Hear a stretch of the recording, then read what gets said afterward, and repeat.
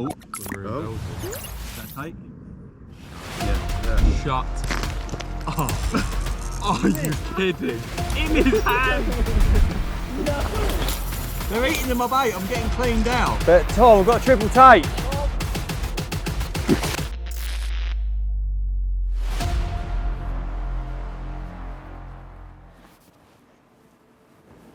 Welcome to the latest instalment of the Carp Fix session film.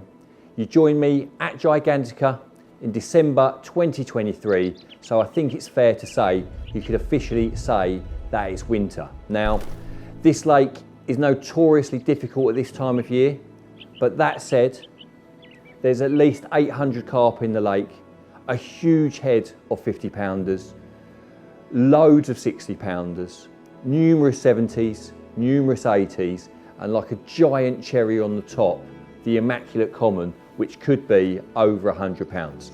And that is very likely. That said, it's an extremely rare fish to catch, and the chances are very, very slim, you know. So at this time of year, ultimately, what I'm hoping for, first port of call, is to try and catch something, you know. Obviously, there's loads of fish that I'd like to catch, but to leave here having not blanked is the first thing you need to really be concerning yourselves with. The other guys, they've all gone for the walk round. There's 6 of them, 7 including myself. I think there's 13 or 14 swims, and a huge amount of what could happen rides on the draw. Not only what ball you pull, but the decision you make based on your number, you know, can have a huge bearing on how your week goes. That said, we've got incredible winter conditions. For the next few days, southwesterly winds, temperatures up to 14 degrees, which you really couldn't ask for much more in terms of winter carp fishing conditions. And on top of that, it's going to be peak new moon. So huge amounts of anxiety on the draw, huge amounts of anxiety on how the week will play out. But when the lads get back from their walk round, we're going to do the draw and we'll pick it up from there.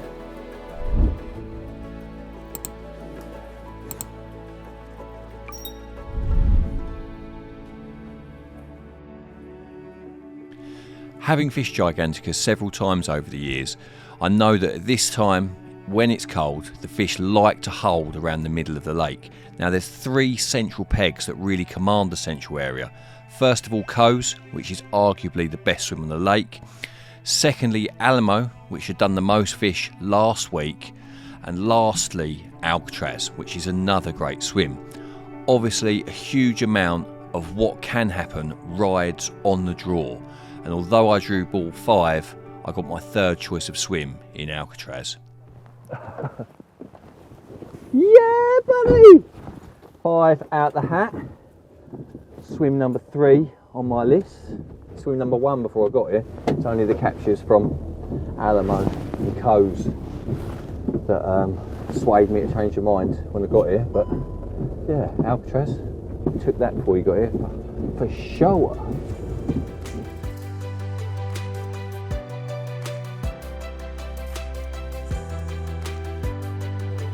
Fucking love it. Perfectly straight. I might do that one.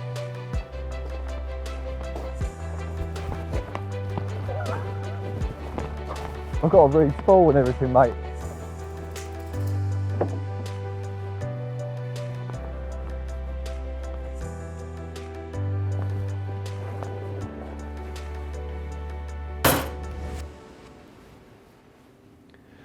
Well, as always, the Saturday, the installation day, it goes by in a bit of a blur, and never more so than in the winter because it's just dark so quickly. But to recap on how the day has gone so far, the draw was a big moment. I'd written down in the notes section of my telephone the order of the swims of the ones that I wanted, and I drew ball 5 of 7, but managed to get my 3rd choice of swim. I had Coes as number 1, I had Alamo as number 2, and Alcatraz as number 3, and I'm very happy with that. Mega conditions, wind steaming off the back of that swim out into the open water. There's a few tyres in the very centre of the lake where historically the fish in this lake like to hold up during the colder months. So Alcatraz and Coes both fish out towards these tyres in the middle. I had a good lead around, and there's quite a bit of weed about. Normally at Gigantica, I try to find a spot big enough for 2, possibly 3 rods, fish all of your rods at the same range, feed at the same range, and then you're sort of focusing your bait in one position within the swim. However, because of the weed and the size of the clear spots, I've decided to fish 2 different spots at 33 rod lengths. They're quite narrow. They're going to take some sort of effort to get the rigs onto them every time. And it certainly proved that today, even with the wind off my back, to get it exactly on the part of the horizon marker that I wanted did prove difficult. Once I got the rigs onto the spots, onto the small clear spots, I've then spommed up with straight boilie. So I've got 10mm cell that's pre-soaked in the smart liquid, and I've got some crumbed cell as well that again is soaked in smart liquid. I'm sort of mixing them sort of 3 to 1 with the smaller finer particles sort of filling in the gaps within that medium spom. I put 20 spoms on each of the 2 spots. I might try and cram 2 rods on one if it becomes productive, but 20 spoms on each rod, 10 probably on the money, 10 sort of, you know, around it, you know, not exactly where you wanted them, but at that range you've got to be happy with yeah, close enough sometimes. But yeah, 2 rods out. I'll get the 3rd out tomorrow, and as far as day 1 goes, I've done the best I can.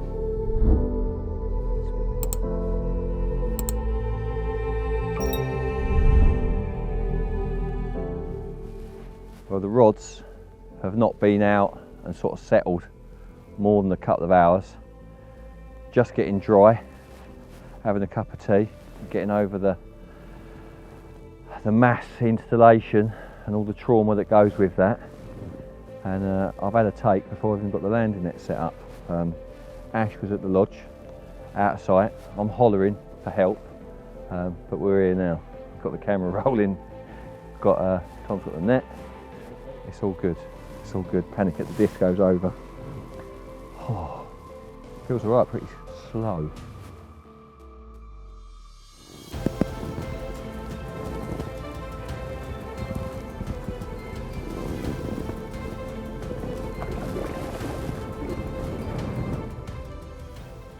Kite couldn't be any more blinding, could it? Push! Get in there. Lovely start, lovely, lovely start. Oh, it's getting bigger. It's filling up that old hand, isn't it? It's filling up that old little hand, isn't it? I thought it was a 20, that's fucking much bigger than that, isn't it? Well, that caught me off guard a little bit. The right hand rod, it's a relatively small spot. And the biggest problem I'm going to have here is getting the rod back on the spot. It is only early evening, and you know, I'm not going to be able to see the lead land. I can barely see the far bank horizon marker that I was lining up with. So yeah, there's going to be a bit of a, I don't know, a bit of a educated or glorified pub chuck at best. But I'm going to do my best to get it back on the spot. I'll probably recast it at first light in the morning anyway, just to make sure that it is exactly where I want it. With the rods back in position, it's time to take a look at last night's capture.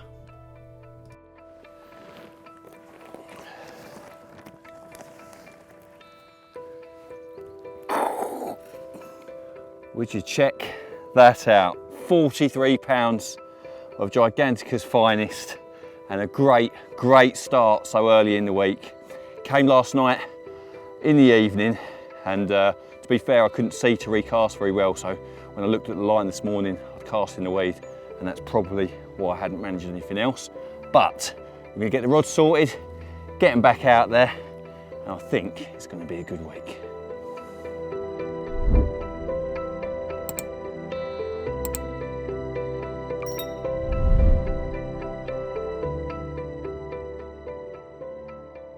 Right then, now although yesterday was technically the first day, I'm treating it as a bit of a bonus day, because To be honest, getting the rods out yesterday, rushing against the light, you're never going to do your best work. Now, to have caught a fish so quickly, obviously I'm very, very happy with that. But this morning, I've spent a bit of time with the leading rod and I've fanned left of where I caught that fish last night, and it all seems pretty clear at 33 rod lengths. Now, one of the benefits of fishing all your rods at the same range is that you've only got to bait one spot. So that's what I've done. I've staggered my rods. They're roughly 1 rod length apart. They've all got combi multi-rigs on them. They've all got squid snowmen, and I've spotted 40 spoms of a mixture of 15mm cell, 10mm cell and crumbed cell, all of which has been heavily soaked in a smart liquid. And now it's just a case of seeing if the other 2 rods will produce. I think they will. It feels really nice, really firm out there, and it's right near the centre of the lake where the fish like to hang out in the winter. So I'm very, very happy with that. On top of that, I'm going to do something else. There's a spot out to the left-hand side of the swim that produced the Immaculate Common on this very week a few years ago. Now, we are due some northerly winds later in the session, so my plan is, there's a hump out there at 22.5 wraps, and I've sort of had a little lead round behind it, and at 24 it feels really, really nice. So what I'm going to do each day, 10 spoms just each day, and then when the wind swings northerly, I'm going to go out onto that bait and we'll see what happens.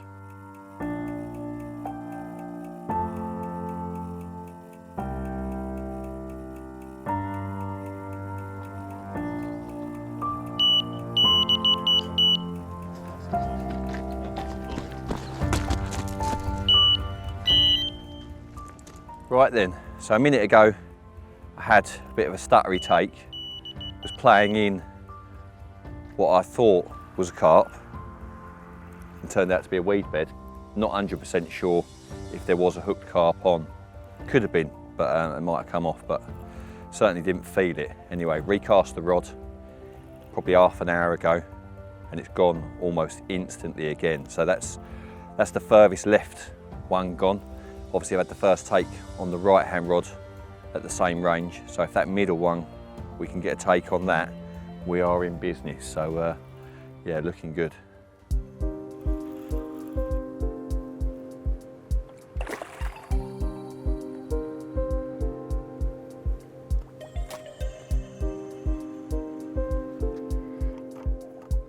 Bosh.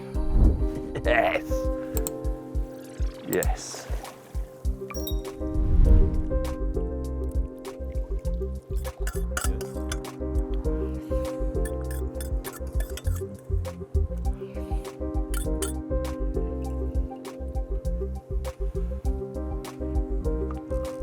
You can have your own sub-channel perch fix if you want.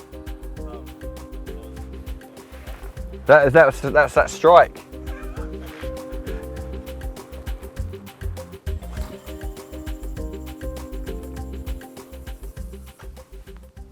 Oh, fucking have some of that. Well, here he is, fish number 2, 26 pounds, taken on the left-hand rod. So that's the left and the right-hand rod that have both produced. If we can get that middle one rocking, then we are in business. Okay then, we're gonna have a little chat about the bait that I'm starting my session here at Gigantica with. Now, the go-to tactic here has been sweetcorn, maize and hemp and boilie crumb in the colder months of the year. A tried and tested method that has worked very well for the last few years. That said though, it's no big secret. Almost everyone that comes here will be fishing in that way. And I do feel that a boilie only approach is more conducive to picking out the better fish. Now, I'm gonna start with a boilie only approach, but that doesn't mean that I'm not going to change to the going method. But I do feel that boilie only fishing is conducive to catching the better fish. So I'm going to talk to you a little bit about the mix that I'm going to start with. So I've got a mixture of 10 and 15mm cell, and they're both soaked in the cell smart liquid and lake water. So I filled up a bucket with lake water. I then squirted a whole bottle of smart liquid into the water, stirred it around until it was all dissolved, and I poured the frozen boilies into the dissolved solution. And I feel that when the boilies are frozen, as they go in that water and they start to thaw out, they really draw on that liquid. It makes them softer, it makes them heavier, and it obviously saturates them with attraction. That's all good. And obviously when they go onto the lake bed, if they're already pre-soaked, then they won't draw on any of the lake bed odours as such. Now you could spawn them out entirely on their own, just as they are. But I'm fishing pretty far out, 33 reps. I've got the wind off my back, but the heavier the spom is and the more filled it is, the more aerodynamic and true it will fly. Now, in this bucket, I have crumbed cell that again is saturated in lake water and the smart liquid. Now, there's two reasons for that. One is I want the boilie crumb to sink directly. If it wasn't pre-soaked, there's a good chance it would drift off in the wind. And secondly, as it's saturated, it's very heavy, and I'm using it to fill up the gaps in between the boilies within the spom. The spom is completely filled and it casts as true as you could wish. Right then, nothing since that 26 pounder. It's about 2:30 in the afternoon. I'm going to top up with 10 to a dozen spoms, just make sure there's a bit of bait, especially over that left hand rod. And then we're going to go up to the lodge and have dinner. And I've heard, I'm not sure, but I've heard it's steak pie, and I'm looking forward to that.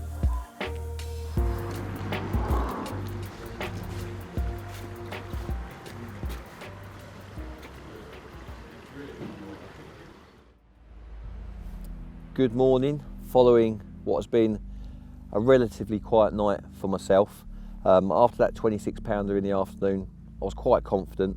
I had a take about 6:30 in the evening, just after dark, on the middle rod in the centre of the bait, and lost it. I didn't recast that rod because the lines were too tight, and I did think there'd be a really good chance of one of the other rods going, but that hasn't happened.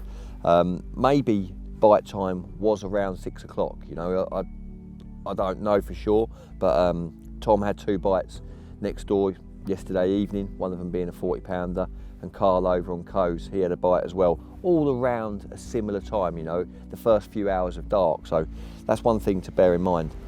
On top of that, I've decided to make a bit of a change. I've had a couple of bites, yes, a couple of free bites, but I don't feel like I'm maximising the swim. You know, this is a good swim, there's always fish in front of it, and although the squid, hook baits and the straight boilie approach has worked, I do feel that perhaps Sweetcorn is probably a better bet. You know, a lot of Sweetcorn goes in here at this time of year, has done for quite some time, and yeah, I think it's, although I did want to fish a boilie only approach to try and single out a bigger fish, I think the best chance of catching a bigger fish is to catch as many as possible and get in a more competitive feeding situation going off on the spot.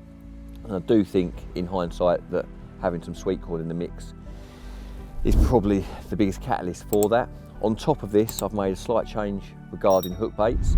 I've moved over to Banoffee wafters topped with slow sinking plastic maize. Now, Sweetcorn and maize don't wash out like boilies do. They keep their colour. And I think that's something worth bearing in mind. So, yellow toppers on the hook baits, Sweetcorn in the mix. Let's see how we get on. But for now, let's check out what Tom's doing next door in pole position, because he's caught a lovely 40 pounder. Despite pulling ball 7 of 7 and getting in pole position, Tom is fishing really, really well. There's a known spot out towards the stink at 33 rod lengths. He's got 3 all on the same spot, baited tightly, yellow pop-ups over the top, and he's into some quality fish already. Oh, these are better.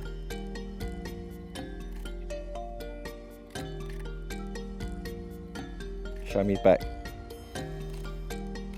Like that. No, it's not. It's something dorsal. It's something. He's the fucking bullets.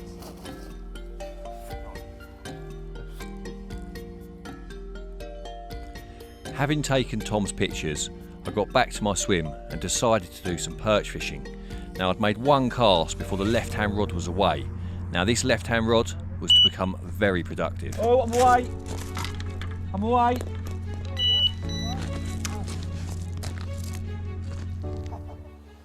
Well, Tom has just put back those 2 fish from last night. I came back to my swim, flicked out the lure rod once because I was bored, and then the old carp gods have given me a take. So yeah, left-hand rod.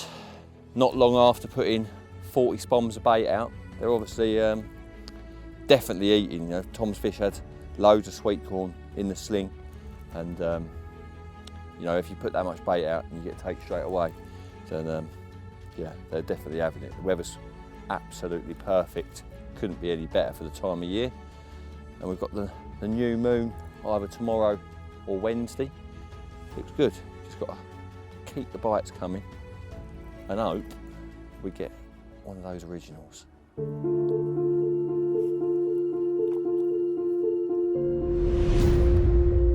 on. Whee! Get in there. Yes.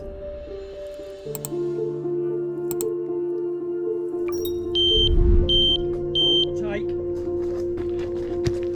Here we go. It's all about the fucking corn, isn't it?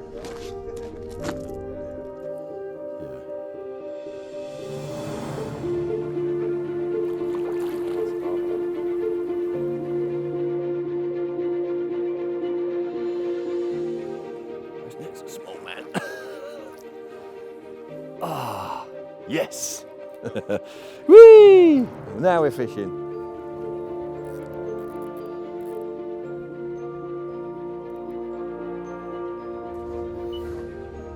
Oh, I've got tape. Woo, that didn't take long at all! Hey! Didn't even get... Oh. Well, the change to sweetcorn and the yellow plastic maize toppers appears to have been a wise move.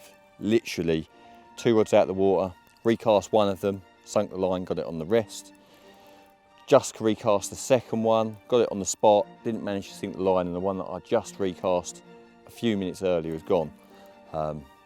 Makes me wonder why the right hand rod hasn't gone. Is it tangled? Do they not like that side of the spot? I don't know, but one thing's for sure, is 40-50 spoms of bait in here with the amount of fish and these conditions is not a lot of bait. You know, it hasn't taken them any time to work their way through it. So it just takes so long to get it out there. So it's putting 30 spoms out, just 33 wraps. It's like an hour and a half's work. The days are so short at the minute. I need to get these all back out there and rebaited ASAP. Nice set of shoulders on him.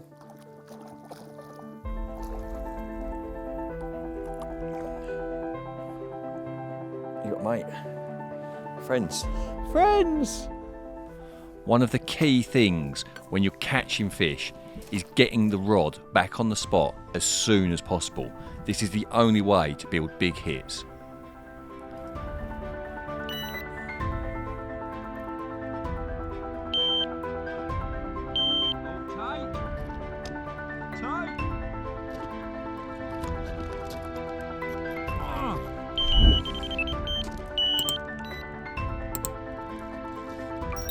Same things happened, that's about him last time. Fucking just cast the rod out and fucking, yeah.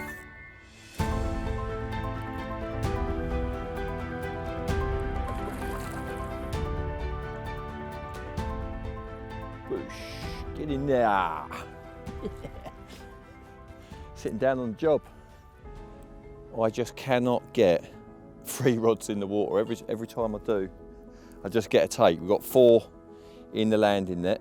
I've not put any more bait out since this morning, so I think it's about 40 to 45 spoms I put out in total, and just been casting the hook baits back over the top.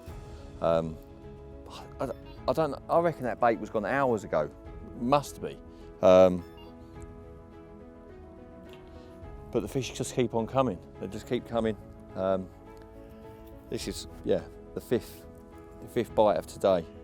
I put that, what time did I finish spomming? Finished spomming at about, it's about 10:30 by the time I'd finished casting and baiting this morning. And then, yeah, pretty quickly, an hour or so later.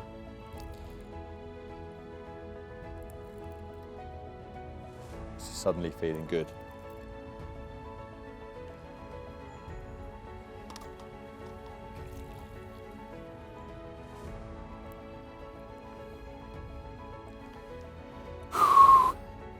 This is getting busy.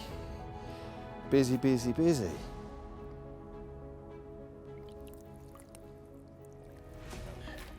You just take him straight up there, yeah?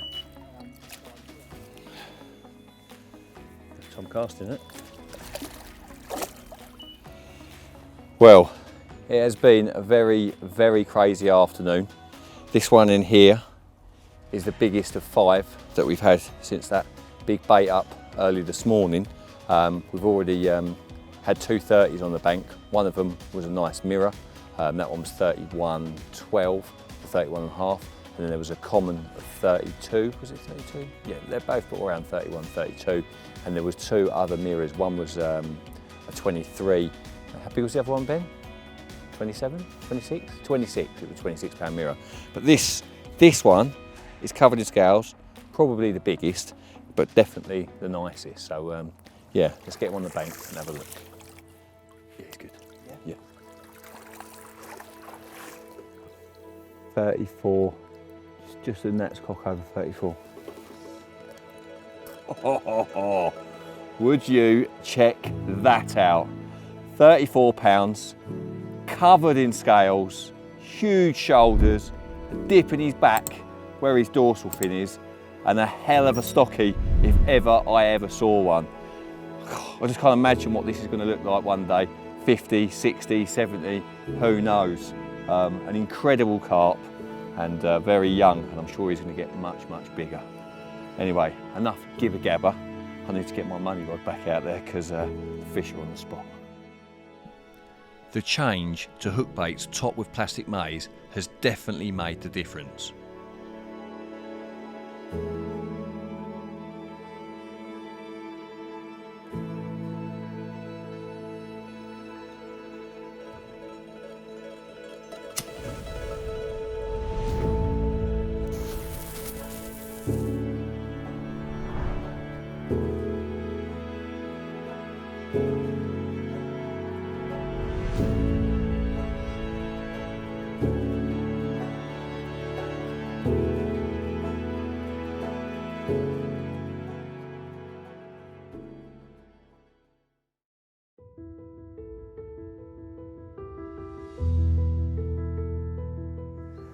Right then, good morning. Morning number 4, following night number 3, and no further action to report as of yet. Yesterday afternoon / evening, after that flurry of activity, I got a bit trigger happy with the spom. I put 70 spoms out over my area. It's a big area, and to be fair, it's still not that much bait, but we are in December, so I haven't baited up again this morning. But what I have done is I've reeled in, put fresh hook baits on all of the rods, fresh hooks, drilled them back out onto the clips, and they've gone out there really, really well. And I'm now sat here pacing around. A lot of my bites have been coming in the day, sort of 10 o'clock onwards, and that is now. Other than that, the only other thing I've got to report is, I think Tom's had one in the night. I think I heard him have a take in the early hours. And also I heard some fish jumping in this part of the lake out here, and just sort of out here shorter than where I'm fishing. Now, I baited up a spot out here a couple of days ago. I didn't bait it yesterday because I was too busy, and I've rebaited that again this morning. And I think I'm not going to fish it tonight, but I'm definitely going to keep my eye in that area again. If I see fish there again, then I'm going to move rods out that way towards the end of the session. But for now, the bait's resting. There's no lines out there. I'm sat behind these 3, feeling pretty confident. So yeah, hopefully, if the plan comes together, one of these is going to bust off very shortly. Yeah, that's what I mean. Whilst waiting to see if one of the rods was bust off, it was nice to spend some time with Tom and do a little bit of perch fishing. One for catching bait, and two like with a chubber on it, you know, with like just a big enough float that just holds them up. Didn't it go? And it just didn't go. I was like, Dad, never mind. Like when it set down, I was like, Daryl, the rod! I come out and just go. Okay then, so we're going to have a little chat about long range fishing, how to do it accurately, the technical aspects of that, and most importantly, getting your bait over the top of your rigs consistently.